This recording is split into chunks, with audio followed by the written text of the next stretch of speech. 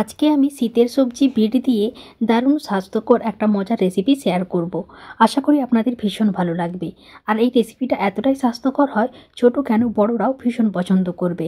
আর যেসব বাচ্চারা বিট খেতে একেবারেই পছন্দ করে না, বিশেষ করে বিটের যে একটা গন্ধ থাকে তার জন্য খেতে পছন্দ করে না, এই রেসিপিটির মধ্য দিয়ে কিন্তু আপনারা সেই গন্ধটা একেবারেই পাবেন না। খুব সুন্দরভাবে তৈরি হবে এবং ভীষণ হেলদিভাবে তৈরি হবে এবং বাচ্চারা খুবই পছন্দ করবে। রেসিপিটি বানানোর জন্য প্রথমে আমাদের লাগবে একটা বিট। পুরো বিটটা লাগবে না, আমি হাফের মতো বিট নিয়েছি আর বিটটাকে ছাল ছাড়িয়ে ধুয়ে একটা ছোট গ্রেটারে গ্রেট করে নিয়েছি। সঙ্গে নিয়েছি মিডিয়াম সাইজের একটা আলু, খোসাটাকে ভালো করে ছাড়িয়ে নিয়ে জল দিয়ে ধুয়ে নিয়েছিলাম। তারপর ওই গ্রেটারের মধ্যেই ভালো করে গ্রেট করে নিয়ে নিচ্ছি।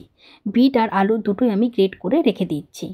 এইদিকে একটা বড় পাত্র নিয়েছি আর এর মধ্যে দিয়ে দিলাম দুটো ডিম আমি ফাটিয়ে দিয়ে দিচ্ছি। আপনারা চাইলে এখানে ডিমের পরিমাণটা বেশি রাখতে পারেন, বেশি রাখলেও এর স্বাদটা অনেকটা বেড়ে যাবে।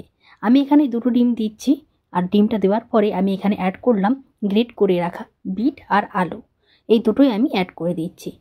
সঙ্গে আমি এখানে অ্যাড করছি পেঁয়াজ। আমি একটা মিডিয়াম সাইজের পেঁয়াজ ছোট ছোট করে কেটে রেখেছিলাম, সেটা আমি এর মধ্যে দিয়ে দিচ্ছি। আর ঝালের জন্য দিয়ে দিচ্ছি দুটো কাঁচা লঙ্কা, একদম ছোট ছোট করে কেটে দিয়েছি।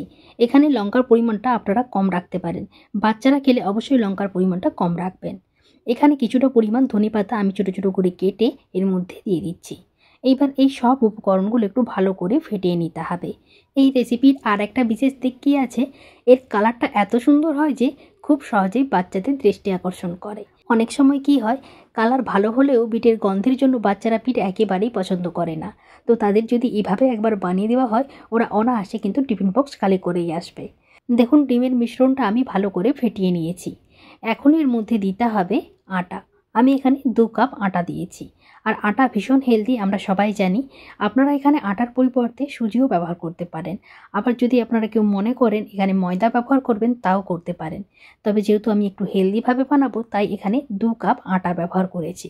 স্বাদ মতো নুন দিয়ে দিচ্ছি। এবার ভালো করে ফেটিয়ে নিতে হবে আর অল্প অল্প করে জল মিশিয়ে ভালো করে মিশ্রণটাকে রেডি করে নিতে হবে। একসঙ্গে খুব বেশি জল অ্যাড করবেন না, তাহলে মিশ্রণটা পাতলা হয়ে যেতে পারে। আমি এখানে অল্প অল্প করে জল দিয়ে মিশ্রণটাকে ঠিক এরকমভাবে রেডি করে নিয়েছি। আর আপনারা চাইলে এখানে 2টো ডিমের পরিবর্তে 3টা ডিমও ব্যবহার করতে পারেন, এতে স্বাদটা আরও অনেকটা বেড়ে যাবে। আর মিশ্রণটা দেখুন ঠিক আমার এভাবে রেডি হয়ে গেছে। খুব বেশি পাতলাও না, আবার খুব বেশি ঘন না, ঠিক এইভাবে মিশ্রণটাকে রেডি করে নিতে হবে। এইবার একটা তাওয়া গ্যাসের মধ্যে বসিয়ে দিয়েছি। তাওয়াটা হালকা গরম হয়ে এলে এর মধ্যে অল্প একটু তেল ভালো করে ব্রাশ করে দিতে হবে। আর মিশ্রণ থেকে 1 হাতা করে নিতে হবে আর তাওয়ার মধ্যে দিয়ে দিতে হবে। এভাবে 2 হাতা করে মিশ্রণ দিতে হবে আর তাওয়ার মধ্যে গোল করে ঘুরিয়ে নিতে হবে। গ্যাসের ফ্লেমটা এই সময় লো টু মিডিয়ামে রাখতে হবে। লো টু মিডিয়ামে রেখে এটাকে ভালো করে রান্না করে নিতে হবে। কিছুক্ষণের মধ্যে যখন উপরের দিকটা অনেকটা শুকনো হয়ে আসবে, তখন অল্প একটু তেল উপর থেকে ছড়িয়ে দিতে হবে আর এপিঠ ওপিঠ উল্টে ভালো করে ভেজে নিতে হবে। যেহেতু এর মধ্যে ডিম দেওয়া আছে, তাই দুই দিকে অল্প একটু তেল দিয়ে একটু সময় নিয়ে ভেজে নিতে হবে। তবে একটা বানাতে খুব বেশি সময়ের প্রয়োজন হয় না, খুব কম সময়ের মধ্যেই তৈরি হয়ে যায়। দেখুন, 2 দিকটা আমি ভালো করে ভেজে নিয়েছি। এইবার এটাকে একটা প্লেটের মধ্যে তুলে নামিয়ে নিচ্ছি আর এইভাবেই বাকিগুলো ভেজে আপনাদের দেখাচ্ছি। দেখুন, সবগুলো আমি রেডি করে নিয়েছি। এখন আপনারা চাইলে এটাকে ঠিক এইভাবে পাট করে মুড়ে রেখে দিতে পারেন। এভাবে এমনিও খেতে পারেন।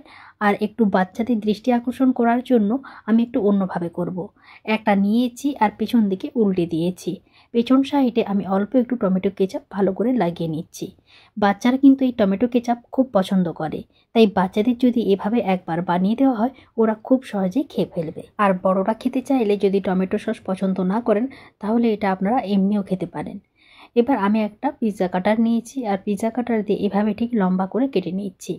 আর এই লম্বা করে কেটে নেওয়া অংশগুলোকে ঠিক এইভাবে রোল করে মুড়ে নিচ্ছি। এইভাবে রোল করে মুড়ে নিলে দেখতে যেমন ভালো লাগে, তেমনি বাচ্চাদের খেতেও অনেকটা সুবিধে হয়। দেখুন, আমি একটা রেডি করে নিয়েছি আর কতটা দেখতে সুন্দর লাগছে দেখুন।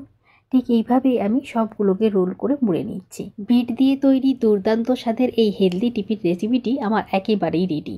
আর দেখতে কতটা লোভনীয় লাগছে দেখুন। এভাবে একবার বাড়িতে বানিয়ে দেখবেন, খেতে ভীষণ ভালো লাগে।